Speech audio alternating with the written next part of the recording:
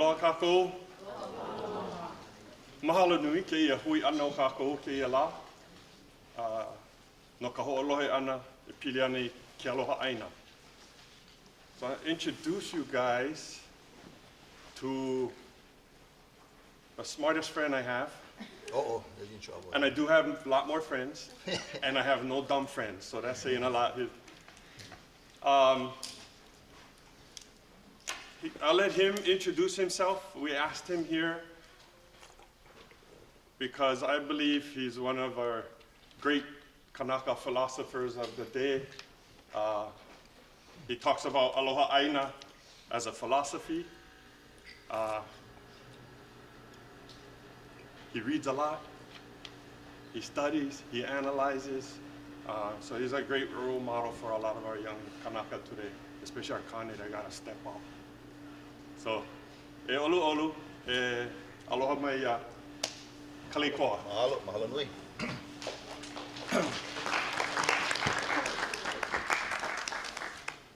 E ala ua o maala malamo hele ka naka ailu na ua kai ako hako ula ka hoakali. Na ui hoa e kau puha pa puha uli puha wa kea moa kane moa hini mahi ki nā kau lele kalani. O au ke liu liu e kia ka noia mai taiti tu ata hiti moi mai taiti tapatapu a kane. E ia mai ka puli ka waiha ke akua. Nai nai oi te atua. E ulano e tohopo atane e ia ta mauli ola. E ola hoi o mauli ola. E ola ia oi tane tu milona. Oia, o oia. E ola. O mai lo lai lai ka pai o kane ka po kini ka po ti ta mahu. Hana o lai no ia ta papahana ta mahi ne ka ham kulu ke ka kulu ko wahine. O po ele a hol ka ma o po ele a ka mo vehi vele vehi lo e ho lai lai. No ia tane. Hana o ha I he wahine, hana o hali a he wahine. Hana o ha ke a he kane. Hana o kabuki mu ka abu ke ku ne nevo. Moku monu mumuli ana mumuli vale ana kane ka muli ke o ka mawe ka vai ni veli vali. Pe e kane ho hana o ka me ho hana o ka mai kana keki. Ha ka api kapu eki ino ke mo ia. Ha ilio kane ka muli helio vali. Ha ilio la ilai o kane kalai punia pe ka po hako hailuko ia kane o kane ka pau ke wa nei ka leo. Hu kane moi mulia mailo kane muli ai hako ai kama hana mua. I mua ya ki, I mua ya la ilai. Ka lawa kama hana ulani la. Puka. No leila. Aloha kākou. Velina. Wau nei o Kaleikoa Kaʻeo. He keiki no ino ka moko puni o Maui. Malila no I hana o ia, hana I ai. Ke noho nei wau me ko'u o hana ma waiahuli. Aia ka'u hiapo. Ka'u lei. Hopefully, mahalo. And mahalo to Kalani for a very gracious introduction. I better tell my wife about all that good stuff because give me some points. But thank you, Kalani, everybody, for inviting me to come and share and speak. I'm actually my profession is a professor, associate professor, UH Maui College.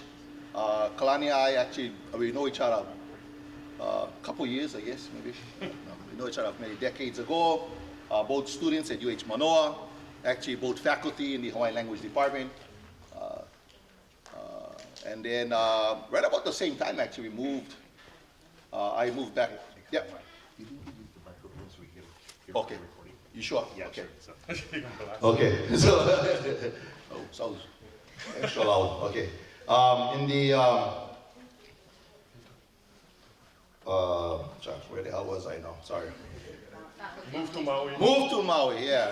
And I just want to start off with that. We're kind of really understanding, as young Hawaiians back at UH Manoa at that time, it was really important not just to, the work and the lessons we learned in so-called college and being around academics. But if academics is not applied back to the community, in our community, it's really a waste. And I'll tell you straight up. Yeah, I don't care if you go out there, get your PhD, become a millionaire and end up in Boston. For me, it means nothing to our people. I tell you right now, that's how I feel. And one of the things you're gonna find out, I'm pretty, I'll let you know how I feel and what I think about stuff. And I've said this many times before to many peoples. What's important about our people, especially young Hawaiians, is to always remember that we have a kuleana and responsibility. That many of us who have had the privilege, and I'm going to use the word privilege very clearly, to go to school, treated in a way in which we're given opportunities where most of our people did not have. We have a responsibility to use whatever we gain for the benefit of our community and people.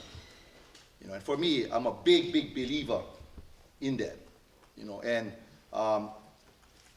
commonly, one of the things, like for example, I went to Brown University about a year ago. I was on a panel doing some talks, and I met some nice, bright, young Hawaiians out on the East Coast, going to Harvard and Yale and all those great schools. And I told them exactly the same thing. I'm proud of them, that we should go anywhere to go to school and become anything that we need to become in all fields. But if you're going to stay on the East Coast, what a waste. And I'm telling you guys that also. You see, so I just want to make sure I put that into your guys' minds to remember at some point, after you get what you need to get, whatever skills, information, talents, education, please come back home. And because the truth is, we need you here. Our community needs you here. Anyway, just start off with that. I'm going to jump through a whole bunch of different stuff through my lecture, but getting at the idea of Aloha Aina or I'o, which will be really the title of this talk that I generally do. And just to break that down, let's kind of just break that down real simply. Yeah, Aloha. What does the word Aloha mean? You guys all know this one, right? Simple. Well, if you look at the definition, people, it means love. Yeah. Well, what kind of love? Romantic love? Can be. Yeah. Love for your brother and your sister? Yeah. Love of a parent for the child? Yep. Love of the grandparent for the grandchild? Yep. Love for your community, your place? Yes. And what you see, my point is to understand that even like a word like aloha, you really do not have a clear definition, even in English, to what that word actually means. Because aloha is, in many ways, a word that encompasses more than just this feeling, or this funny feeling you may get inside. And aloha, in the Haole world, for example, they say, aloha means hello and goodbye.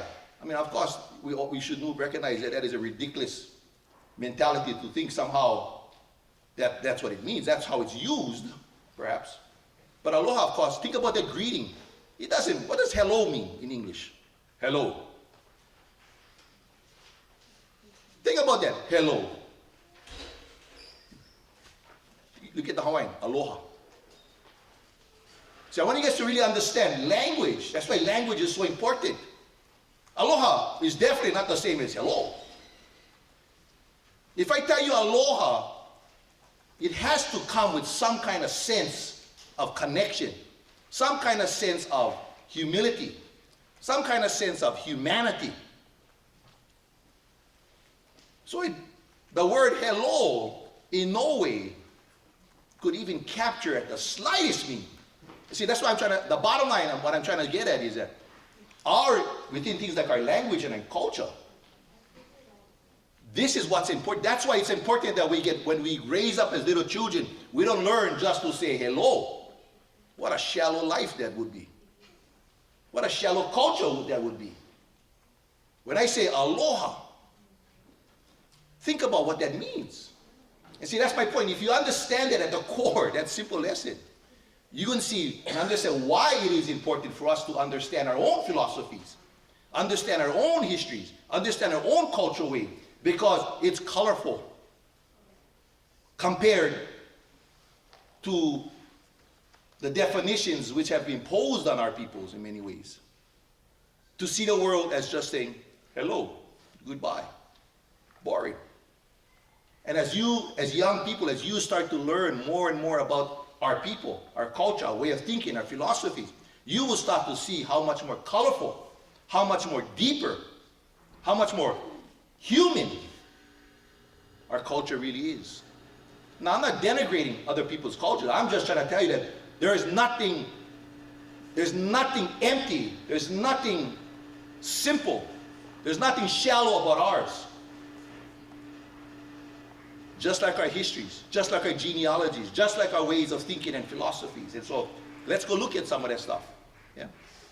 The word Aina, we can start with that. The word Aina, what does Aina mean?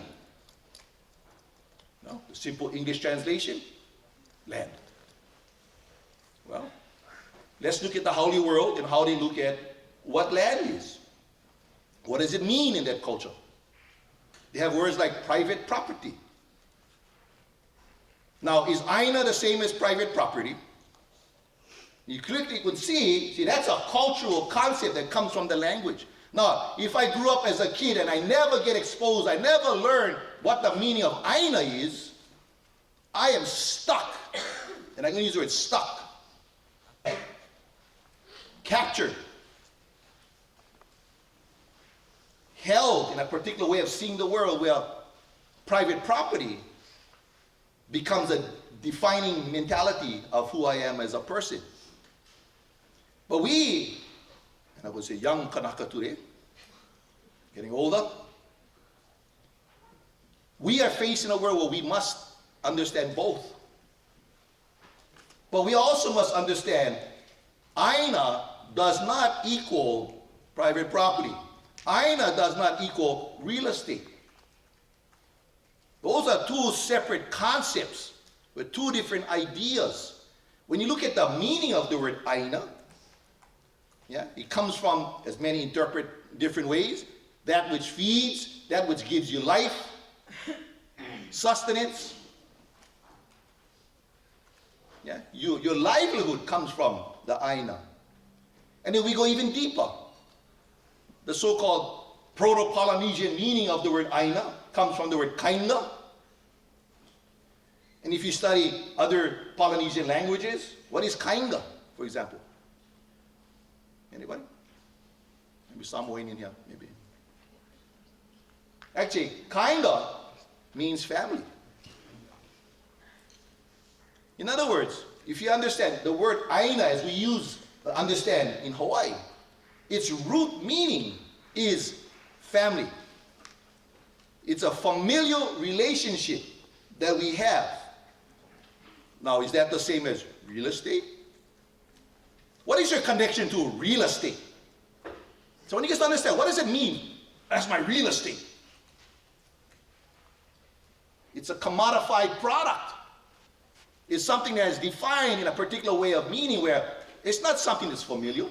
It's not something that provides you life. It's only measured in a definition that somehow is related to the so-called market, what can be bought or sold. So we have to, as a people, understand a very simple way to destroy your consciousness or our consciousness as a people has always been concepts connected to language.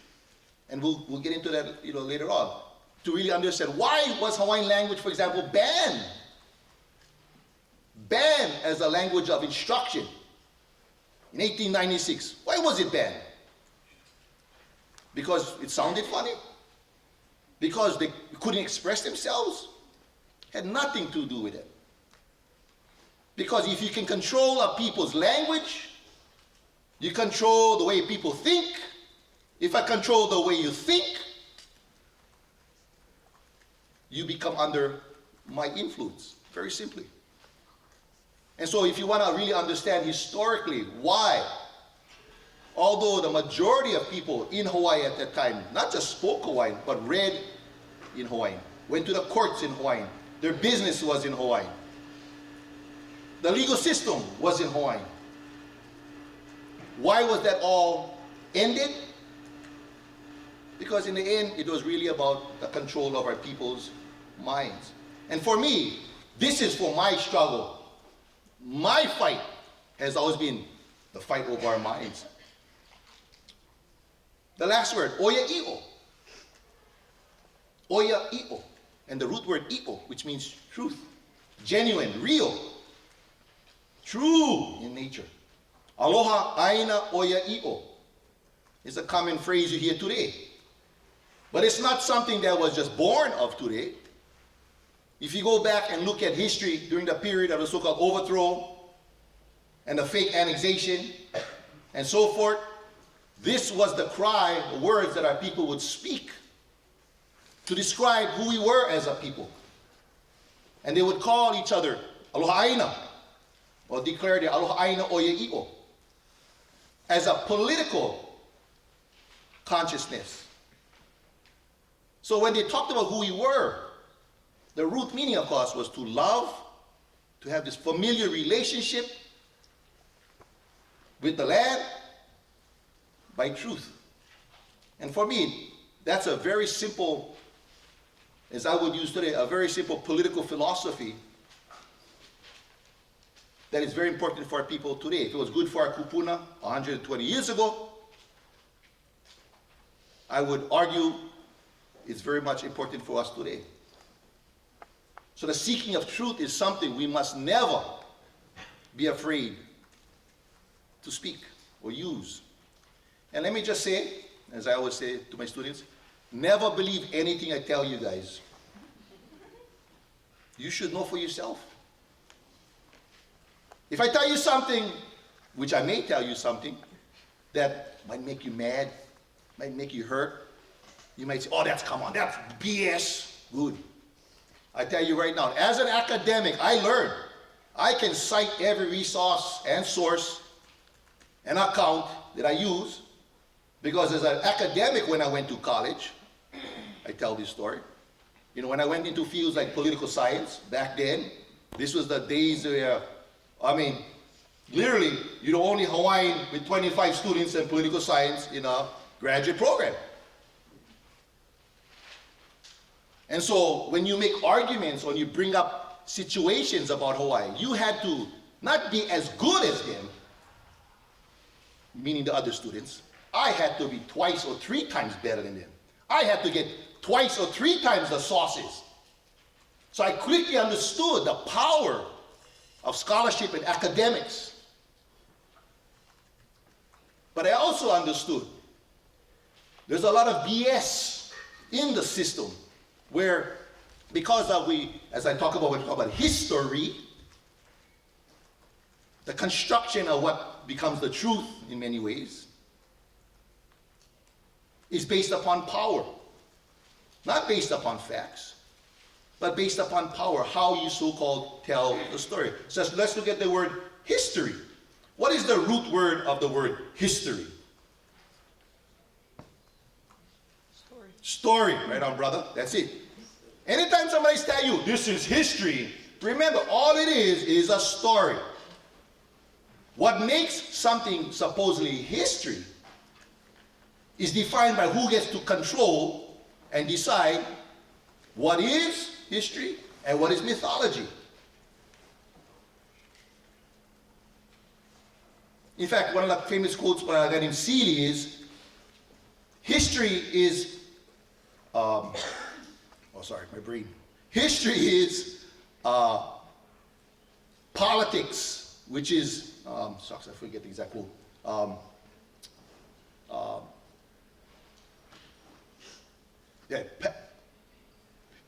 History is politics of the past, and the past presents, I gotta come back to that. I'm sorry, my brain not working right now. But what you really find is that when you think about what history is really more about today. So we get to think, when people say, history is something that happened back in, 1776, that's history.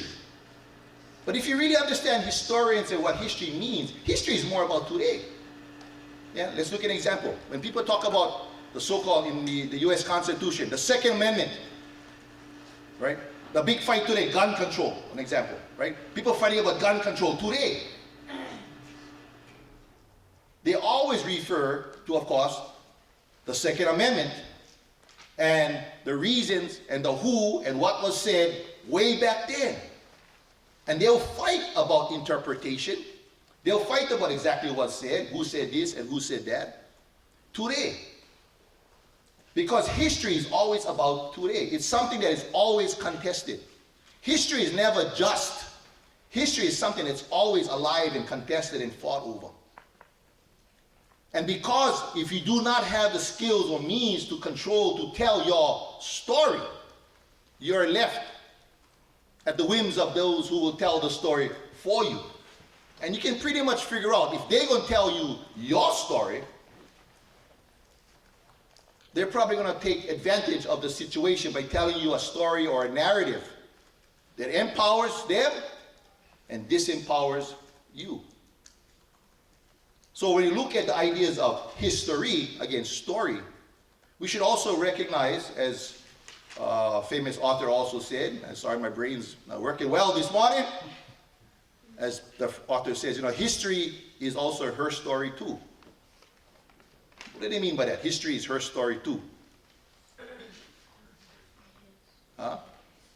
Why would someone make that comment? History is her story too. Because most of history is written by whom? Men.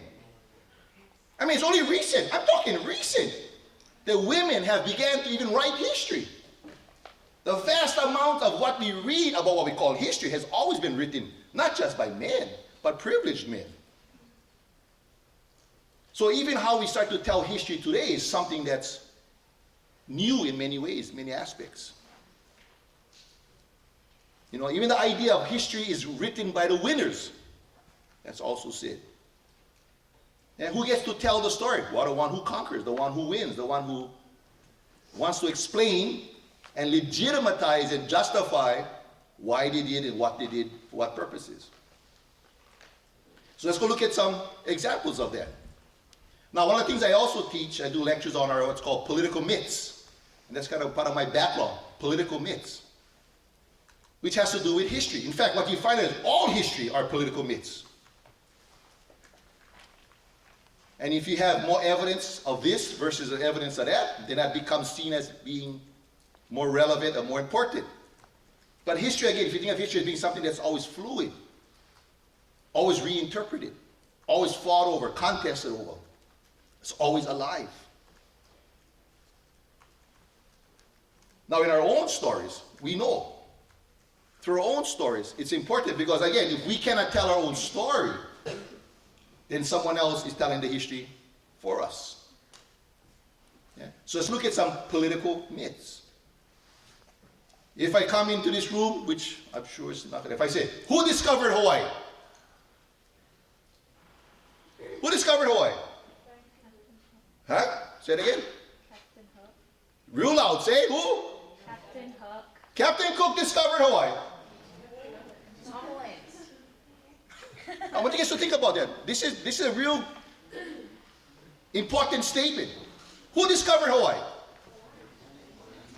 Why would we say Captain Cook? Huh? Why would we say Captain Cook?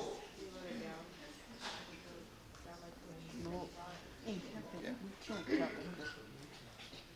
So I want you guys to think about that. And I always tell this story. In fact, Kalani was once in Washington to do a talk at Whitman, I think, where is it? Yeah. Same thing. I go out there. In fact, I go out there and I say, who discovered Hawaii? Hey, this good-looking, tall Hawaiian guy stand up in the middle. Captain Cook, 1778. So, oh, wow. What school you in? Kamehameha, Kamalama. Oh, you're a smart, intelligent person. So that's the point. His intelligence has nothing to do with that foolishness. And I'm going to tell you straight, that's foolishness. Because he was taught. He wasn't born with that idea. He was taught to believe somehow Captain Cook discovered our people who've been here for 2,000 years. How the hell, which they call the myth of discovery. Now, why would they tell us that story? Not just tell us that story. They made us believe that story. What is the purpose of that, you see? It's not just a fact on the side. Myths of discovery is a very important myth. If you are discovered, somehow you are like the animals, the trees, the rocks just hanging around waiting to be discovered. Is that where we come from? It obliterates your whole past as somehow not important, not real, not even real human beings. But the truth is the total opposite of that. When Captain Cook arrived in these islands, even the fact of being the first European is clear he wasn't. When you look at the evidence, first to record it, yeah, we know he had his chronometer, brought him up here straight, directly. We know today, as many scholars have said, they know he even had contacts with maps from the Spanish. They also talk about a Tahitian navigator pointed the direction to go come check us out in Hawaii. But yet, the mythology of discovery is important. Let me add this other. What is another mythology of discovery that we get taught? Who's another great supposed discoverer? Columbus. Columbus discovered the New World. The New World? That's one of the oldest places on the planet. In fact, Bahasapa, what you call the Black Hills, is considered the oldest spot on this planet. You're calling that the New World? He discovered the New World? No. Why is it important to tell this? You understand, why do they tell that story? What does Columbus represent? Columbus represents what? He's the first European to come over. And he didn't just visit. What did he do when he came over? He conquered. And what's the first thing? What was the first thing he conquered in their story, their mythology? Think about the paintings you might have been taught or seen. What are they doing on the beach? What does he have? Yeah, you take that flag and what do you do? Stick them in the ground and then what? This is our land now. Think about how stupid that you will buy into that stupid story. I can go to your place where people live there, I can put my flag in the ground and now say it's mine. And we get fed that trash as little kids to somehow legitimize that BS story. So when you get to understand, our minds have been attacked from the day we were born. Chained by these false narratives. Not because it's based on truth. But I tell you right now, I grew up, and I'm sure many of you, when you take our history class, chapter 1 many times of U.S. history is about what? The explorers. Or sometimes they might have one chapter about, Asians crossing the Bering Strait and making their way down. That might be chapter 1. But it's always going to start with Columbus. Because the narrative of the story, they have to legitimize what they did. Well, let's look at the facts about Columbus. He was such a hero, they even gave him his own holiday. How many of you guys have read about Columbus? I mean, I'm talking real history. What is Columbus also known for in regards to what he established? What he actually established. Well, we all know, he never even realized, right, he was in supposed, he still thought he was Asia to the day he died. That's the truth. But what did he establish? Well, let me ask you, let me step back. What was Columbus doing before 1492? Where did he learn to sail? They teach you guys that in school. How come? I want you guys to realize. How did he learn to sail? What was he doing? Anybody? Working for the church. Which is partly true. Yeah, exactly. It's partly true. But what was he doing? How did he learn to sail? Where did he learn to sail? Well, I tell you guys, he used to go down south from Europe, off the African coast. And what was he doing off the African coast, you think? Sightseeing. He was fundamental in the slave trade. He learned to sail by being a slave boat runner. And then when he goes to the supposed New World, under the idea that they're going to get all these wealthy riches. And see, I tell you, this is how deep I learned. The 3 G's, God, gold, and glory. I still can tell you those 3 things. I was taught as a little boy. And they go to the New World, right, looking for gold, looking to get wealthy. Hispaniola, they get there, San Salvador, yeah, no more too much gold over there. But they heard the stories. And because there wasn't gold, now you got to figure a way to make money. How are they going to make money? What's the first thing that he does? Who does he enslave? The Taino, the Arawak, the native peoples of the Caribbean are the first people that are enslaved and then taken back to Europe. He goes back and says, hey, you know what? Bring more boats. We can go capture all these guys. Now, don't believe anything I say. Go read de las Casas. Las Casas. Now, the good thing about Las Casas, you can see the Spanish were so good in documenting. So today we get cameras. You know how you get your iPhone and you can take pictures of everything. Back then, they just would draw pictures. But you can go look at all the drawings of what they did, how they did, the violence they perpetuated, how they would enslave young people. And one of the things they would have, of course, were these man-eating dogs that they would unleash unto the people. And they would capture them, take them back. Well, after all, they realized, hey, many of these so-called natives, the Taino and Arabs, they would die very quickly. I mean, who wants to be enslaved? And so they had to figure out, okay, now we're killing off, in fact, I use the word killing off, by the millions, the so-called conquistadors. But we need labor. They don't like work their own selves in the field. So they need some labor. What are they going to do now? Well, how do they solve their problem? Now, hey, we get some Africans across the Atlantic. And so what becomes the transatlantic slave trade? Think about that. The transatlantic slave trade, where millions, I'm talking millions, some have even argued hundreds of millions, were taken and enslaved. Began and founded by Columbus. And yet, we get taught to celebrate Columbus as some hero, some great man who discovered the new world, all based upon a false narrative, which again seeks to empower and disempower. In fact, those are the two words I want you guys to remember as I talk about history.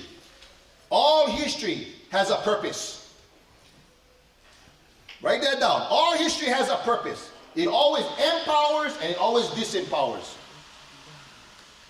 There's no such thing as just neutral telling story of history. That's all BS. Now, besides telling of stories, it's also images which capture truths. Yeah? Think about the images of Columbus that you might find in your textbook. Yeah, you usually get, somebody doing a prayer, they got the flag in the ground, they got this image of almost like God sanctioned that horrific things that they did. But see, if history is about truth, how come not one of us perhaps grew up reading any of this stuff? Because the actual truth would destroy that false narrative. See, that's the key. My point, why am I telling this story? I want you guys to realize how we are all objectified by these storytellers. But there is, as we say in Hawaii, there is a lapa'au for all of this. There's medicine. The medicine is our own education. Our desire to educate ourselves and not be fooled by somebody else. So let's go look some basics of our own history. Our kupuna, we can look at a mele like He Mele Kumulipo, which was chanted with the coming of Cook twice. It was also chanted at the death of the father of Kahumanu, that's Kaʻeo. It was also chanted and performed at the birth of a royal ali'i, in fact, just down the road from over here, yeah, which was Lono Ikamakahiki, or Kalaninui Iamamau, who was the father of Kalaniopuu, in the early 1700s. But it was a chant that was not created. It's a chant that had been passed on for generations upon generations to tell the story. And so when Kalaninui Iamamau is being born, they're going to chant the life of this child. They're going to honor this child. And our kupuna, instead of just telling, such and such was the father, and they go say, and to prove how much mana this child has, they go back to the beginning. Not to just the beginning of 1776, 1 AD, 5000 BC, but in the Hawaiian consciousness, where does everything begin? Where do we come from as a people? Where does our consciousness begin? Where does our genealogy begin? At the beginning of everything. Think about how deep the mentality of our people philosophically. Who we are as human beings began at the beginning of everything. That is our true genealogy.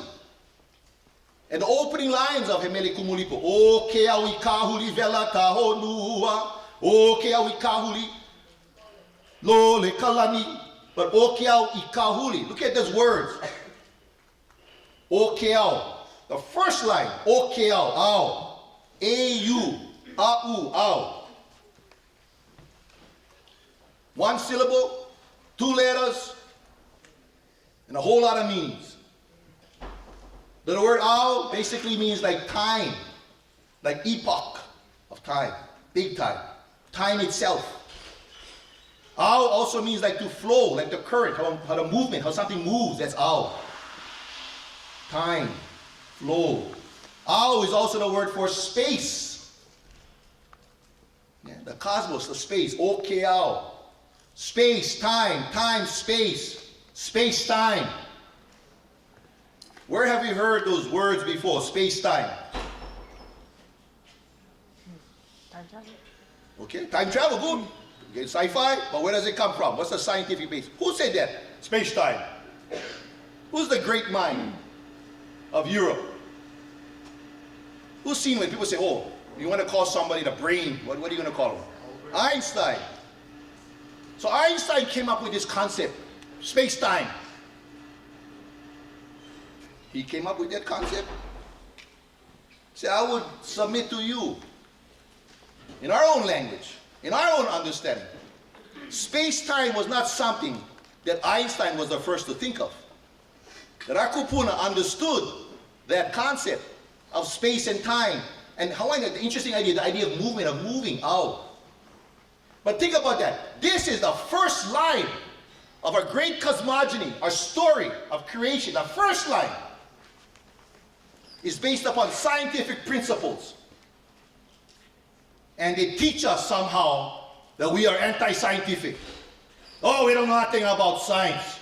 Thank God they came to us and taught us about science. Oh, it's Hawaiian culture, a fighting science about Mauna Kea. How foolish you must be. We have always come from scientific principles. Even our cosmogonies begin scientifically. In other words, I'm trying to say, at the heart of who we are scientists from the core. But we have been misled, miseducated, bamboozled into somehow believing, thank God they brought that to us. O ke au, I kahuli. Yeah, like huli huli chicken, huli. Time and space is churning, it's moving. Vela, everybody clap your guys' hands together. Clap your guys' hands. Rub them real hard. Rub them real hard. Rub them real hard. What happened? What is hot? What is heat? Vela. O ke au I kahuli. Vela ka. What is vela? What is hot? What is it? What is it though? And what is heat? How did that heat, how was that heat generated? Friction. And what is it though? What is it at the core? Energy. And what is energy? Mana. And what is energy? Is this energy? Is this energy? How about your chair? How about your pen? Is that energy? I want you guys to think deeply, scientific.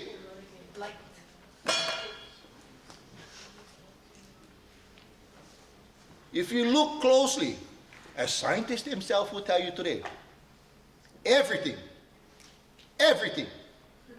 is energy. That is a scientific statement. But think about our people. When our people constructed the cosmogony, time, space, flow, movement, the first thing, the foundational thing to everything, you cannot have a planet until you get energy. You cannot have nothing without energy. Our people understood that. I'm talking about, this is the 4th word in that first cosmogony, another scientific principle already in there. And yet we've been fooled to believe that we're anti-science. See, that's a game being played upon our brains and our people that we gotta reject. We gotta rediscover and understand. Science has always been the core of who we are as a people. Even our cosmogony says so. And I don't need to go and listen to somebody else to explain that to me. See, that's the point. Because I've been able to get educated as a privileged person, to go to school, to go to college, to read, to understand Hawaii, I can do my own research and understand and make my own reality. I'm not a pawn for anybody else to define and determine for me. The point is, this is the way we must understand. We have to not be afraid to dig into our own, to recognize the genius of our kupuna. Now, you want to compare cosmogonies? You want to play cosmogony and who has a more scientifically reality based on cosmogonies? We can, very simply. I put up ours anywhere.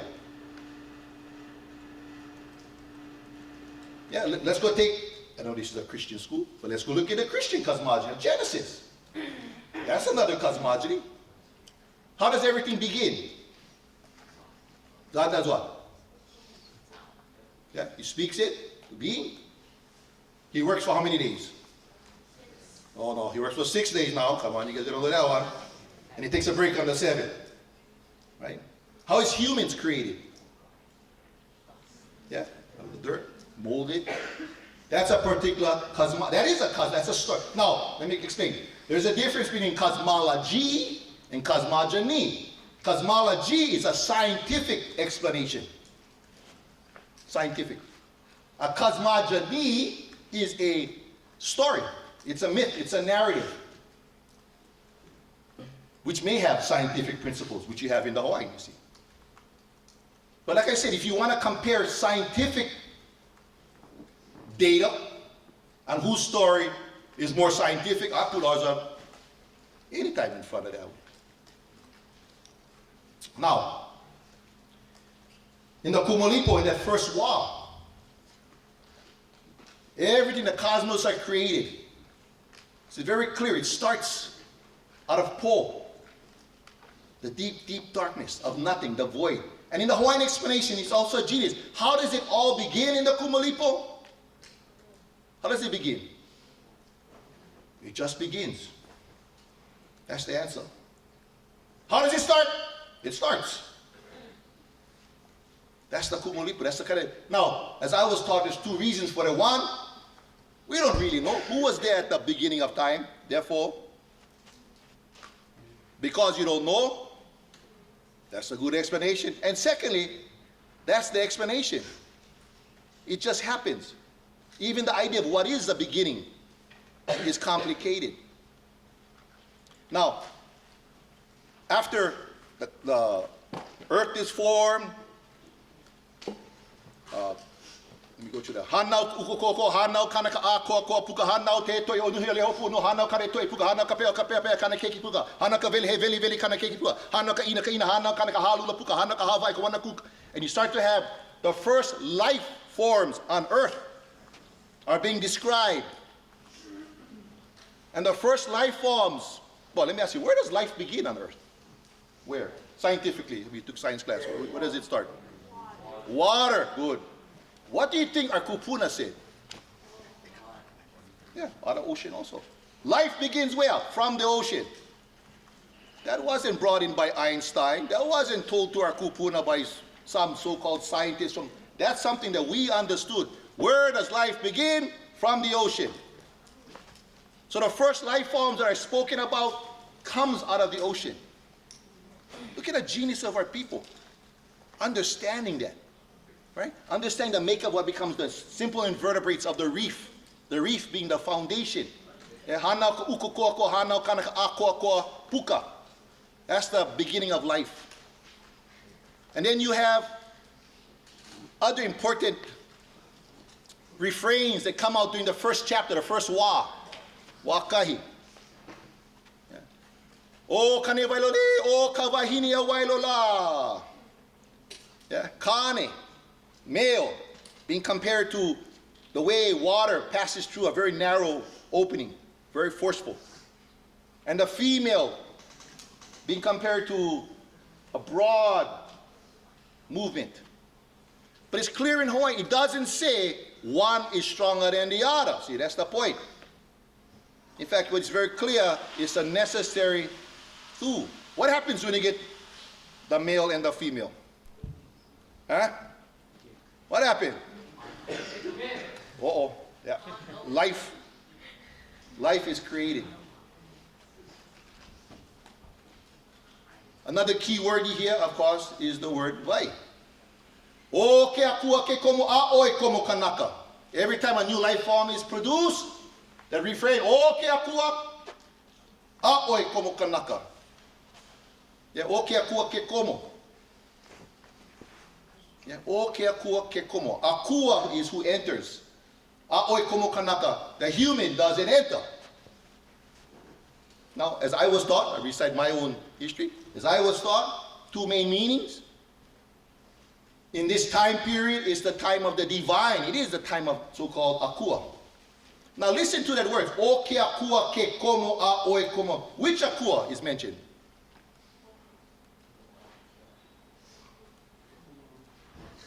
It doesn't say. Because see, our so-called four main akua, they have yet to appear way later on. But we have this sense and idea of akua from the very beginning. That's unnamed. That enters into their time. Not humans. It's the time of divinity, divine. And so let's go. What is sacred and divine? We'll come back to that. The second meaning is that with each life form, every time a new life form, every life form when they appear, this refrain is spoken. Which means that every life form has what within it? What does the word komo mean? To enter. The idea that each life form has a akua within it. Think about what that means to the world. What would that mean for us perhaps today? What is divine? What is an essence or expression of akua? But everything around us. O ke akua ke komo a oi komo kanaka. Think about what that means to us as a world. What it means in regards to what can be commodified and not be commodified. What can be abused or not abused. You start to see the world in a very different way. Now at the end of the first chapter, in the last refrain, O ke kane hua vai a kua ke na o ka lina ka vai o hulu vai o ka huli o ka wo o nua. And the last part, o ke kane, hua vai. Is there a hua vai here? Hua vai, which is a water gourd. Now, what does a water gourd look like? Anybody seen a water gourd? What it look like? So you gotta think, okay, kane, hua vai, well, journal like this. You gotta think poetry now. What does it represent? Of course, it's a male phallic symbol. Okay, kane, hua vai, akua kena, that's God. Huh? What do you mean that's God? What are they talking about? Why is a gourd a god? Because what does a gourd have? Water. How is that godly? It's the source of life. What the hell do you think they're looking for on Mars right now? How come they're looking for water on Mars? Because water means life. Our people understood this. That's why water is such a foundational. So say, oh, I don't know about water being sacred. You don't know about water being sacred? Try to go live in some place like Milwaukee or Detroit. Go drink their water. You think water not sacred? See, people, Mauna Kea, we don't know if that's sacred. Yeah, you're a dumbass.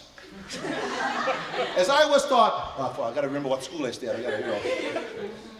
But they use that vocabulary. And when you think of the words, people, they get this kind of whooshy, what is sacred? I tell you simply what sacred is always, as I was taught. That which gives you life is sacred. That's why water was always seen as, water sources were always seen as sacred. You know why? Because as our people moved across the Pacific and we moved through the islands, what do you think was the most important thing they're looking for? Water. You guys watch Naked and Afraid? What the hell are they doing over there, the Naked and Afraid guys? What are they looking for? Water. They don't want water. They're out of the game. Water is foundational. So why would you treat places special? Because that's life. Why are Wawakua up in the uplands? Because that's the source of water. It's common sense. Try to live someplace without water. How quickly you're going to figure out, oh, this place, when you find water, you're going to treat it very sacred. So don't get caught up in that kind of BS where somebody got to define for you. As I keep on saying, no, we define for ourselves. I don't need somebody from LA, from Canada, from Japan, from India to tell me what is sacred and what's not. I'm not a fool. You think they know better? Try to go drink their water. They don't can even keep their own water clean and they're going to tell us. You think having the highest mountain with snowfall, with a water source, with a lake, is just another tourist attraction? You think that's all it is? If you can keep that clean, I don't know what else you're going to keep clean. Go check out the Aloha Canal if you like go look at water. My point is, when you look at that water, here's another thing as I always thought, right? You like know what is God? I get the seed. I get one seed. I put the seed right here. What's going to happen? What's going to happen? Yeah. I get my water gourd now. Yeah, I get my water gourd. I put some water on that seed. What's going to happen? What happened? How the hell did that seed sprout? See, the point is that metaphor to explain what godliness, that's God. Life, that power to take that seed and now it sprouts. You want to talk chemical, you want to talk big, whatever it is. That is godliness in the home. This is how they're trying to describe. That's why water is looked at in that way, because just like that seed, that latent life was in that seed. But when water came into contact with that seed, it came to life. So in the same way, that's why the whole mentality, of course, we know when you get male and female, what happens? Oh, that's right. Life. Life is divine. But think about that scientific principles. That's just first chapter. At the end of the first chapter are the words, Po no Po. Yeah, which means darkness, the void. Indeed, it's night. But we know Po is the place where the divine and the gods live. That's Po. But listen to that word, Po no. What does the word Pono mean? Everything is what? Righteous. It's in balance. It's in harmony. It's all good. Everything is excellent. Pono. Okay, remember that. Now in the second chapter, higher level of creatures are born. Right? Now your reefs are set up, my limu, my shellfish. Now what's going to come next? The swimmers. So in the second Y, you have all these kind of what you would call fish-like creatures that appear. The swimmers that come. At the end of the second Y, again, Po no. Everything is good. The third Y, we have these flying creatures that appear. Those that fly, take flight, travel great distances. And at the end of the third Y, Po no. The fourth Y, you have the creepers, the crawlers, the egg layers that come about. And one of the more important ones is what we call the Honu, and the Honu air. And if you think about the Honu, what's interesting about that? Where are you going to find one Honu? Huh? The two answers here. Where are you going to find the Honu? Water and land. Our kupuna, through this poetry, again, this is poetry, starts to describe creatures that come out of the ocean and they come upon land. Think about evolutionary principles being shared within the Kumulipo. And when these Honu come upon the land, right? Mama Honu comes upon the land to do what? Lay her eggs, right? She did. Ho'olua, yeah, make her lua. She drops her eggs. I don't know how many days after, somebody might know, I don't know. And what happens? Eventually. Hatch. And what happens after it hatches? What happens with nice little baby Honu? They come up, and what happened? And where do they go? How come? How do you know? How do you know go to the ocean? Instinct. What is instinct? What is instinct? They have to go read a book. Mama Turtle have to tell them exactly what to do. Now what happens to the ones that don't go, don't follow their instinct?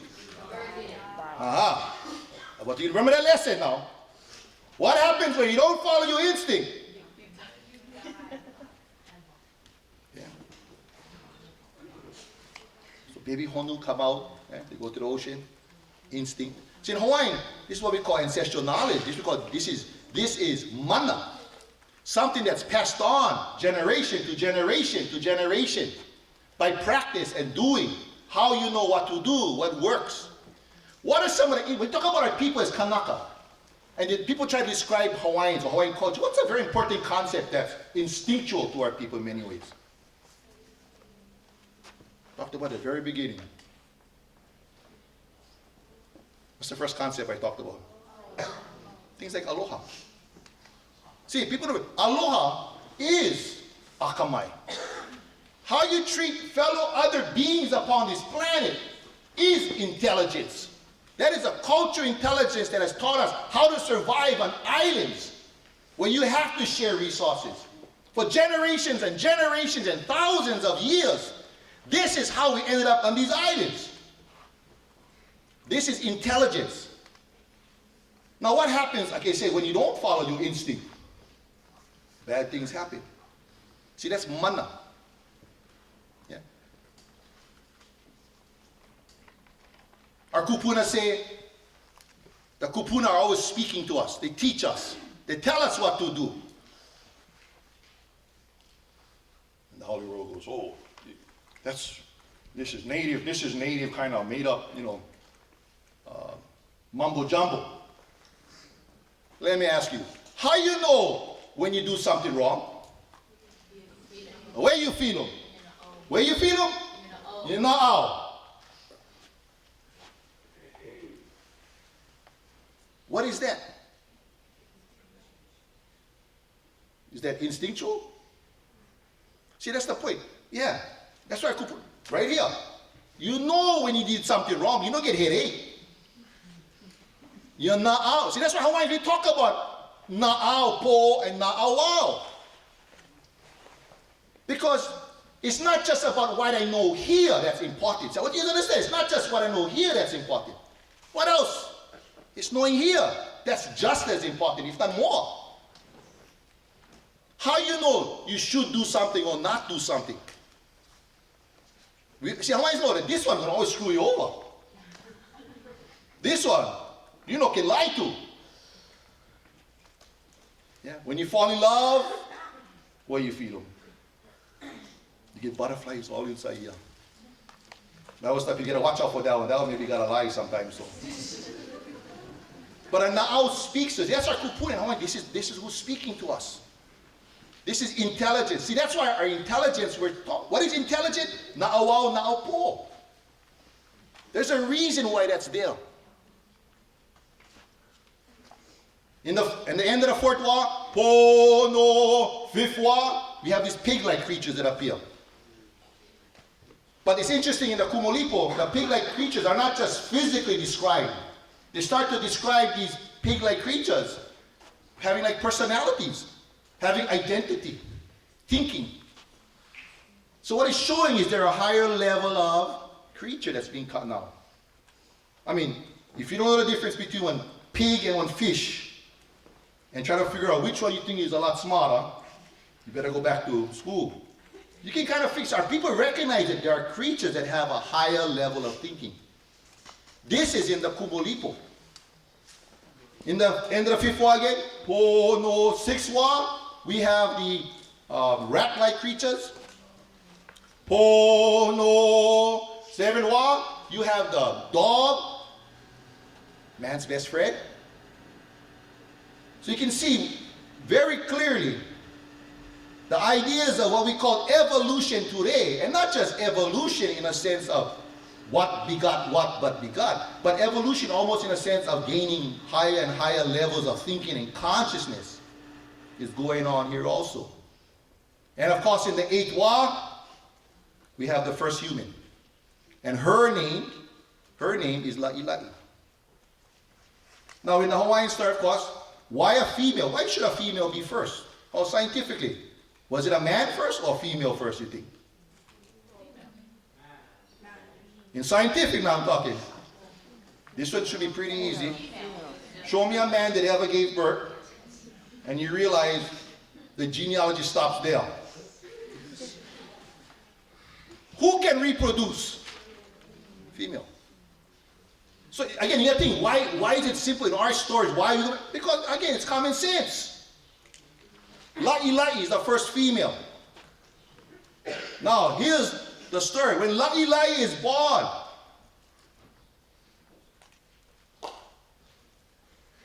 no more pono. Wow! 'Tis light and consciousness.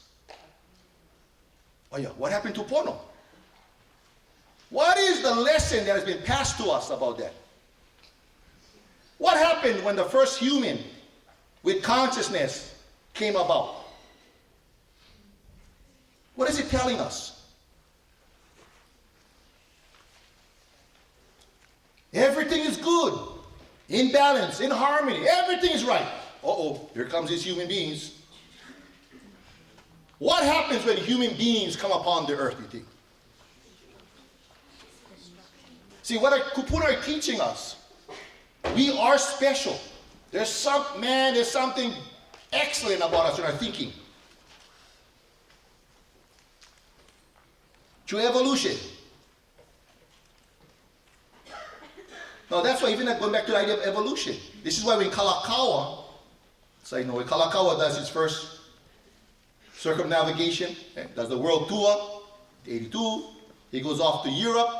Story goes when he goes to Europe, not literally in his back pocket, but in his back pocket he has a copy of the Kumulipo. He's going to go show off the Kumulipo to the Europeans. Who was the big star of Europe at that time? Scientific. I'm a scientist, I guess. Scientific knowledge, I guess, back then. Who was the big star in Europe? 1880s. Darwin. And what did Darwin supposedly discover?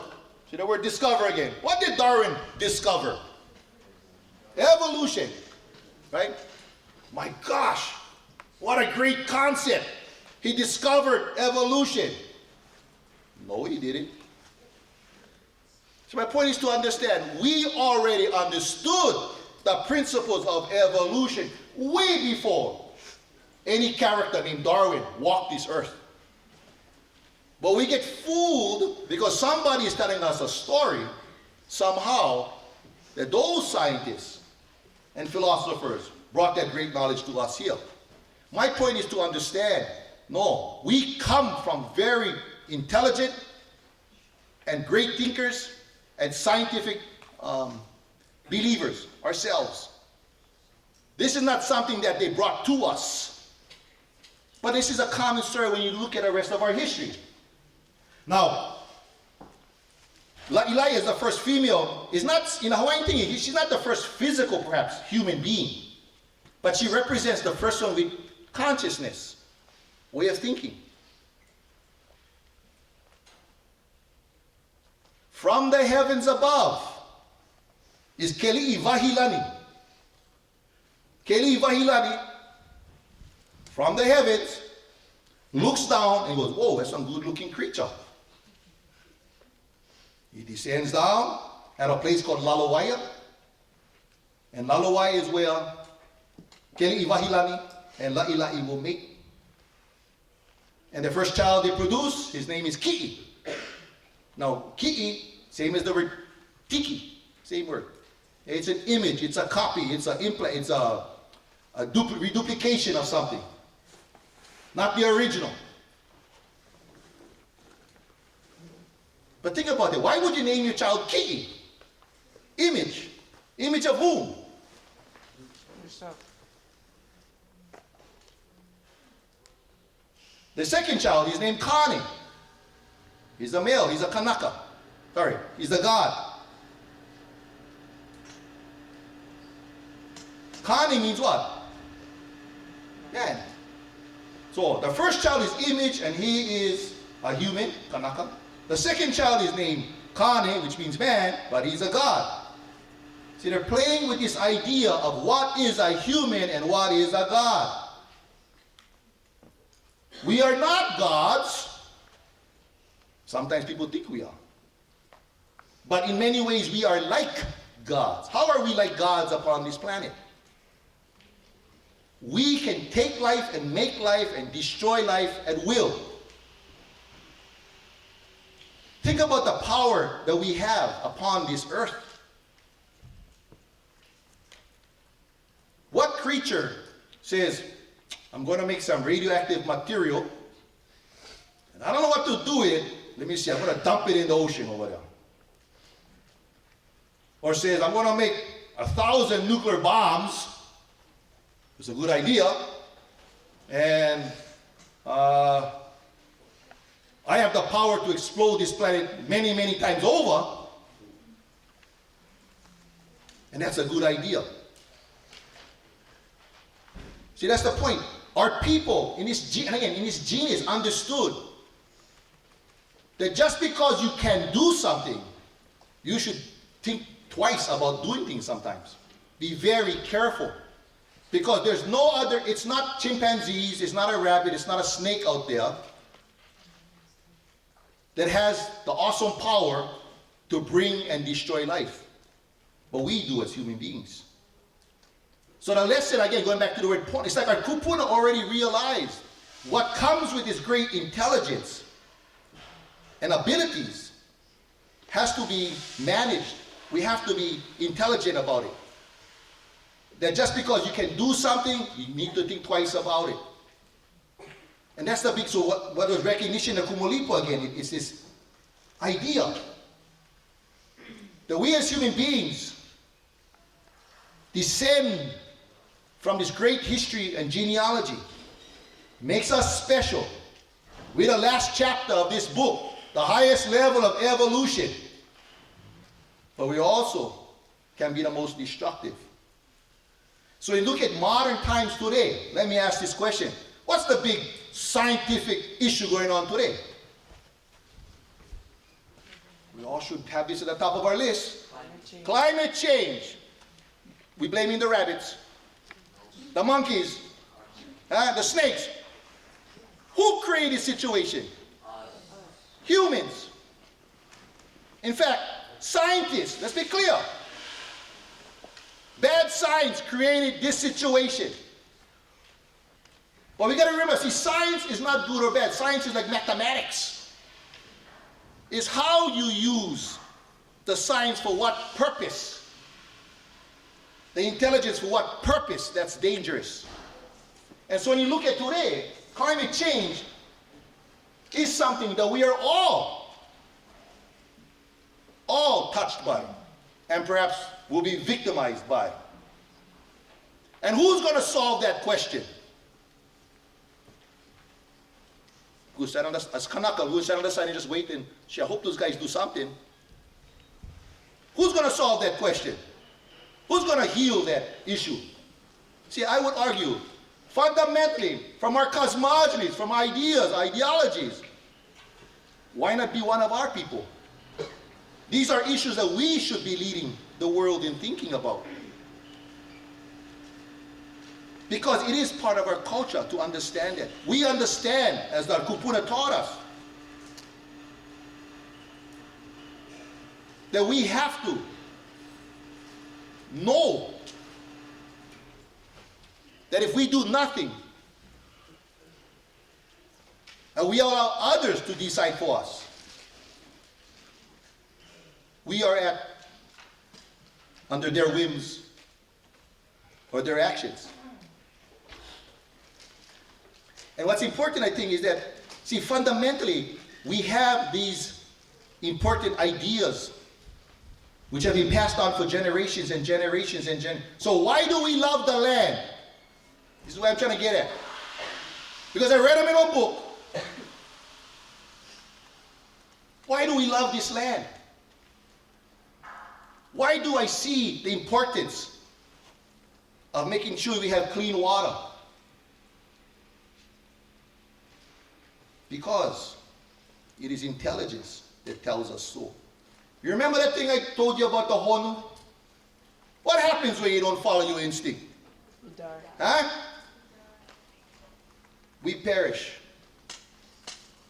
And I would argue it is part of our instinct to love the land. Aloha, Aina, Oya, Iwo is not just some fancy phrase that a bunch of wild activists are throwing out there today. I would argue it's core to our instinct of who we are as a people for survival. It's the same instinct that took our people to arrive here on these islands, the most remotest place on the earth. We come from an interesting genealogy. When you look at history, the first people to leave Africa, about 80,000 years ago, they make their way off of Madagascar, southern India, coming to what we call Sahul, which is now Southeast Asia. Some go across to Australia. Today we look and we call many of those people the Melanesians and people, the dark people of the Pacific on the western end. And then only about 12,000 years ago, the last big migration out of Africa goes up north through Europe, which, by the way, they pick up some DNA from the Europeans, which happen to have Neanderthal DNA. There's a lot of story I can tell, and which is true. Yeah, so they go up north. I get Neanderthal DNA. So, but this is how, when you look at history, the only people that do not have Neanderthal DNA is the Africans. They never leave Africa. Anyway, they go up north, above what we call Iran. That area is up there, Persia. They come down through above Nepal, to China, through Taiwan. And then they come down south. About 5,000 years ago from Taiwan, they come down, they hook up what we call the Lapita peoples. And then they get together, and then they hook up, and they move, and they get new technology of sailing, and now they're moving great distances. Now they move to places today we call Samoa, Tonga, Fiji area. About 3,000 years ago, they set up a culture there. For about 1,000 years, they're sailing and getting better and smarter in that area. This culture, what we call Proto-Polynesian culture and language, is developed. And then about 2,000 years ago, probably, if you think about it, who becomes the great explorers but the best of the best, the brightest of the brightest? And about 2,000 years ago, they start to sail the rest of the Pacific. And of course, they end up here, on these islands. But when you look at genealogy and understand all of this, think about that knowledge that had been gained. Think about that instinct that had been gained through generations and generations of exploration to bring us here. Point is, genetically, again I'm talking, evolutionary I'm talking, we have always been those people looking to the far horizon, looking to move on to what's up in the future. That's how we got here in the first place. You know, the jokes I always tease my Tongan friend, you know, they couldn't swim, so we had to leave them behind back then. And so we kept on going with our wa'a. But you think about those people who were able to continue on. Who becomes explorers today? Who do we set up as astronauts today? The lazy ones? No. Those who are most eleo. The point I'm trying to get at, this is who we are. This is where we come from. And they come to these lands. Hawaii, the most remotest spot. Isolated. But what's interesting about Hawaii, even as a people, when they came to these islands, what they found, of course, was a place like no other. Water, lands to farm, full of sea life to eat. And when they came here, they had to adapt, of course, right, to the environment. Now, what makes us also special as a people is that when you look at Hawaii, in fact, just look at this island. Almost every kind of biosphere and landscape you can think of on the planet. I don't know if you get tundra up here. I don't even know what tundra perhaps. But think about it. You get wetland forests, dryland forests, you get deserts, you get different kinds of ocean. Think about all the different beaches, the valleys. Everyone is different. The variety of the landscapes and biosphere is different. I mean, I'm sure you guys go Kaʻeo, very different from Kohala, different from Panaeva. But when our people got here, we were able to adapt to an environment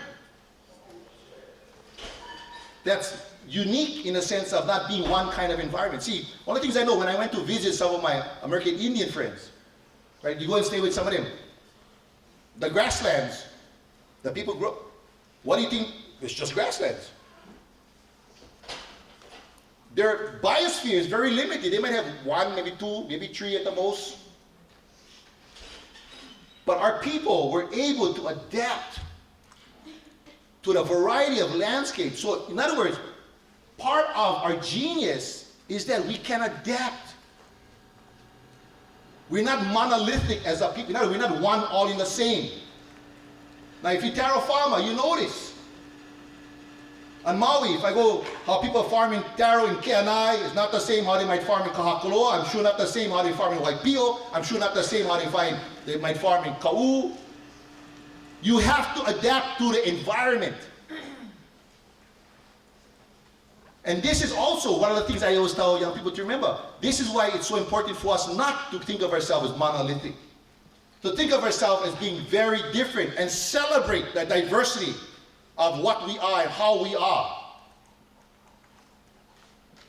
This is part of what makes us special upon this planet.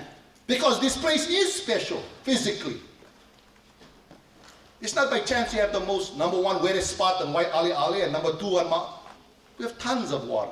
Think about fishing. The variety of kind of fishing you have in these islands is unlike any other place, even in compared to the Pacific.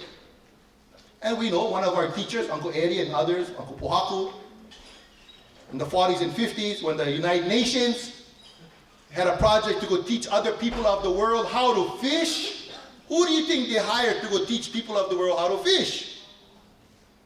People from this island, actually. Why? Because they could go anywhere and go figure it out. Shallow reef, deep ocean, they did it all.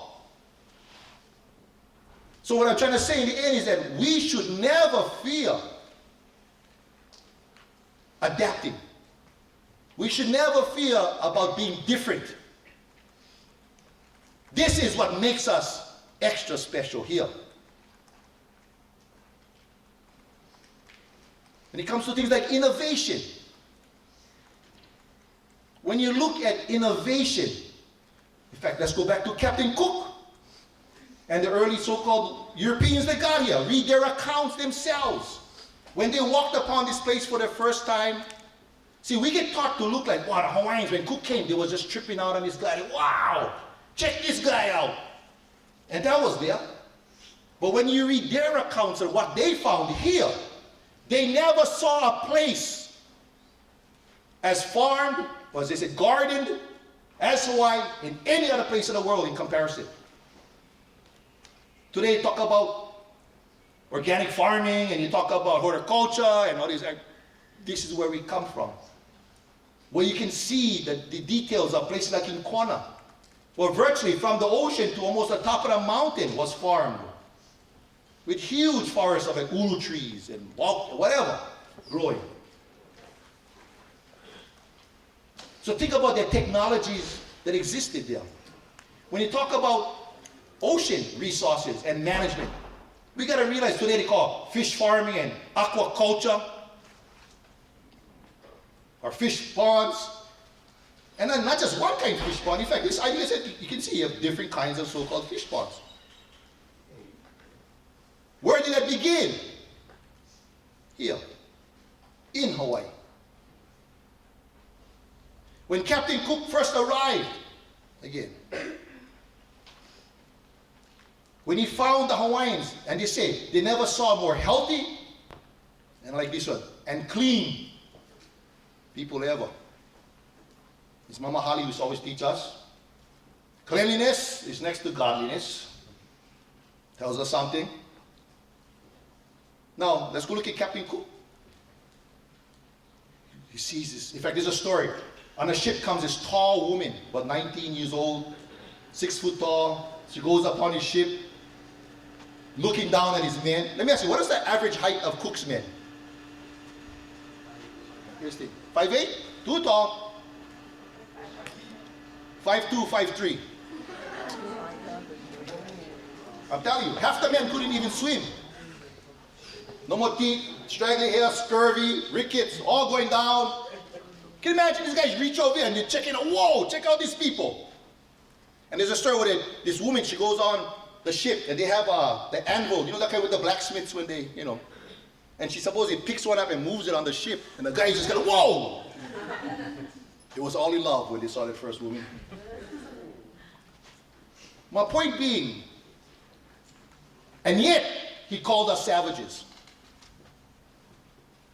He called us savages. We bathed every day, sometimes twice a day back then. And he called us savages? Well, let's go compare that to London. What do you think London was like in 1778? Huh? You think they bathed every day there? They're lucky if they took a bath once a year. They had open sewers running through London. Open sewers. People would starve and die on the streets. I'm talking children. And they called us the savages? See, the point I want you guys to understand, we cannot get trapped in them trying to define us on who and what we are. Because it's real clear when you start to look back at them and you start to understand their history, where they come from, it's quickly easy to see, gee, you're talking about us having dirty bebedis, and when I look at yours, oh my gosh, how dare you even consider that we were the savages? And that's why history, again I go back, his story is so important. Because if you do not know your own history, you're going to buy into the idea that Cook discovered us. You're going to be suckered into the idea, oh, thank God this guy brought science to us. You're going to buy into the idea that somehow we were like savages here waiting to be discovered. When in the end, that's not the story at all. Once you start to understand the genius of our people, again, I just shared just the Kumulipo, just a part of it. And my hope is for you to understand, where can we go as a people? We can go anywhere. What can we study as a people? We can study anything. What do we have to offer the world as a people? And I've always said, and I believe, Aloha is something that we can take to the world. Because it is intelligence. It's not just something that makes you feel good. When you look at the world, what's going on in the world today, the mentality, I believe we as a people have definitely something to offer. But the only way we get there, of course, is first for all of us to understand where we come from. To trust in the genius of our kupuna. To believe, as the great navigator, Papa Maupiailu, told us.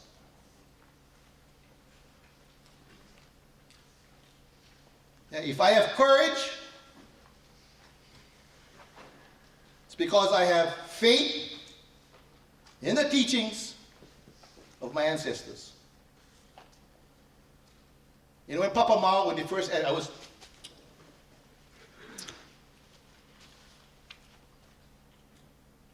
one of the great minds.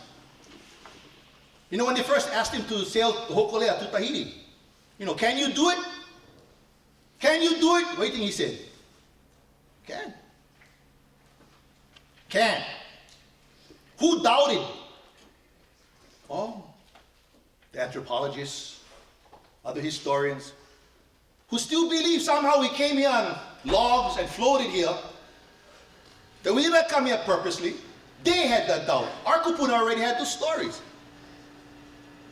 And you know Papa Mao, when he sails down there, he sailed in an ocean he never sailed before. Using the knowledge that had been passed on, as he told me, for 3,000 years, passed down to him. Faith in that knowledge. When he sails down to Tahiti, he's never more than 40 miles off course in this huge ocean. And when he says we're going to see land tomorrow, they saw land tomorrow.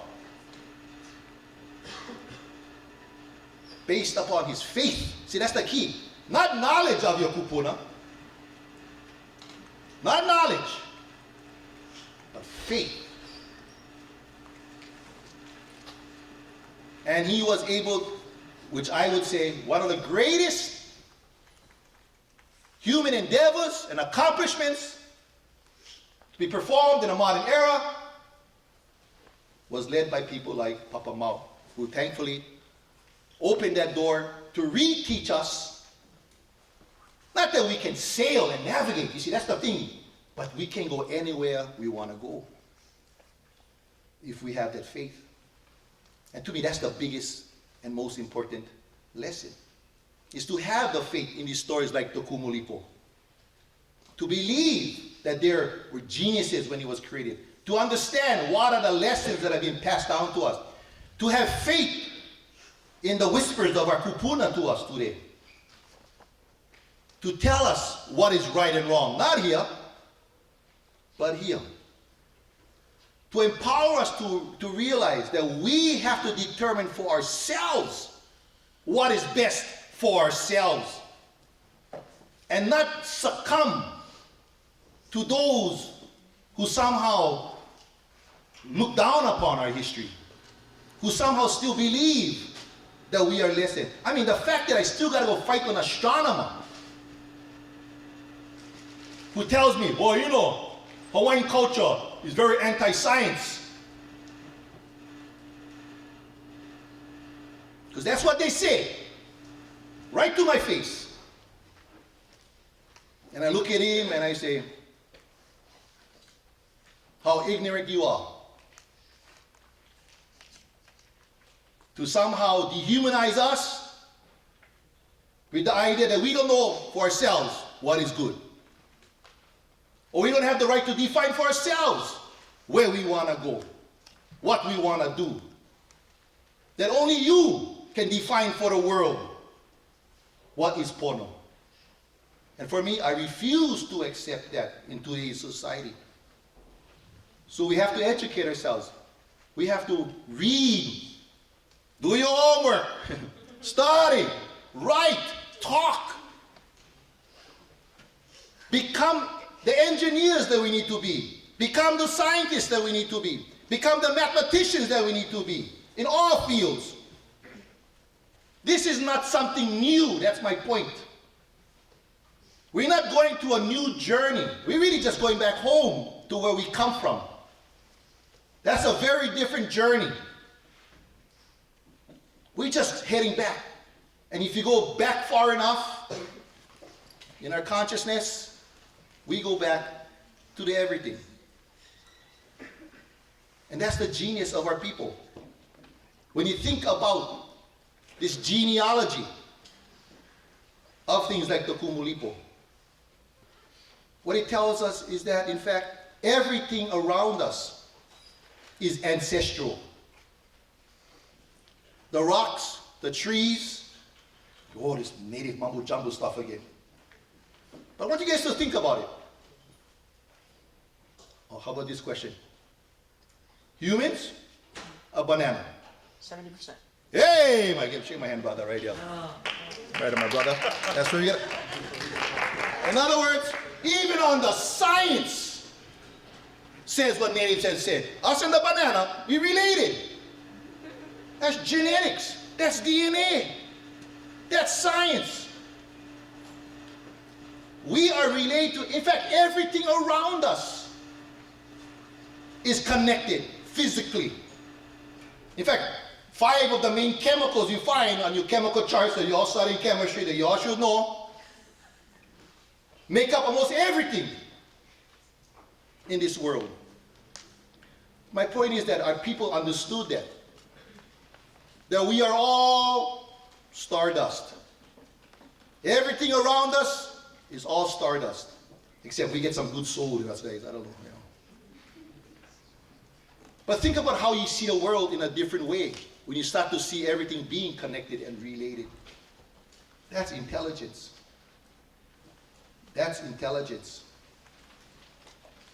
So with that, yeah, any questions and stuff? And I know I kind of, diverge here at the end, whatever, but, I just wanted to, again, really thank Kalani and others who gave me the opportunity to share.